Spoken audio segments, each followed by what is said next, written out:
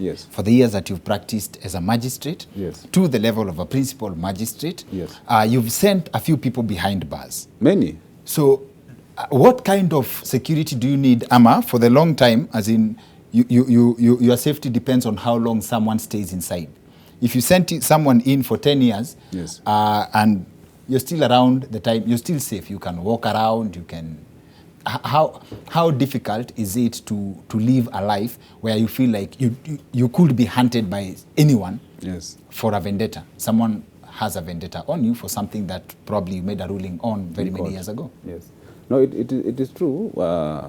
What normally happens is that we try to get the judiciary to ensure that judicial officers don't overstay in one station or in one region for quite long. Okay. Because we are human. You may have actually sent someone to jail. You are convinced that this person committed the offense, and yet the person was innocent. So there's that bitterness that comes when he comes out with it.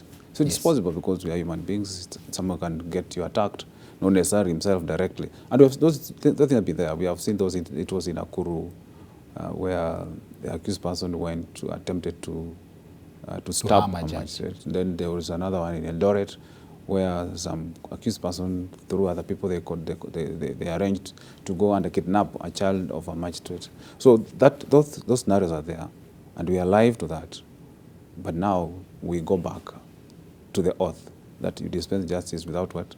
Yeah. Without fear. Yes. So we just assume that people will be reasonable enough and know that this is a process of nothing personal. I worked in Kibera, which is a purely criminal station. Yeah. Criminal cases. Only. They don't hear those cases of Mashamba. In Kibera, it is just criminal. And you can see the court is inside the slums. And you stay in that court. From open court, you go to the chambers, write rulings, and at 6, 7, you jump in your car and you drive away. And when I was Secretary General of the Judges and Magistrates Association, KMJ, one of the things we're pushing is to enhance security, provide security for the magistrates. You know, judges are given police protection around the clock. Yeah, magistrates are not. And you see, the magistrates are the ones who handle the huge chunk of these cases. So people who are vulnerable are the magistrates. They're the one who sends people to jail on an hourly basis, if you ask me, across the country. Yes. So security threats and security for judges is a valid concern that the government need to look at. And it must be a system that really messes up with your feelings at some point, because, like you said, you're human, right? Yes. And I read somewhere that one time you released someone. Yes. You ordered for their release despite their pleadings. Yes. That they probably wanted to remain inside. Yes. And then they were later killed. Yes. When you have incidents such as those, do they influence your future rulings and judgments, or every case is independent?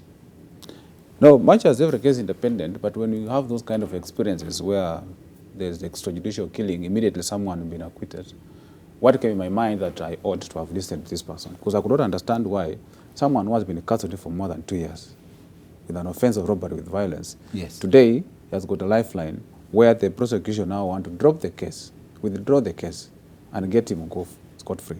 And the guy is resisting. Say, I don't want to be released under that section of the law. It's called Section 87A of the Criminal Procedure Code, whereby you can be released now and arrested the next second. So congestion freedom. So we were congestion freedom. Yes. So for me, I found it absurd that, I mean, what's wrong with this guy? So the guy knew that these people are going to finish me. So now going forward from there, of course, it was a bad experience. Now I will give him detailed attention to what the accused persons, and I explain to them what the prosecution is saying and what is their response, and I record, and I try to go out of my way. Do you really understand what it means? Do you know why? Do you know exactly what it means by being released under that section? So if there's a resistance, then I would also agree with them that no, they have got valid reasons. If you want to drop the case, they just say that you've got no evidence against them. Yes. So that we release him unconditionally. Yes, unconditionally.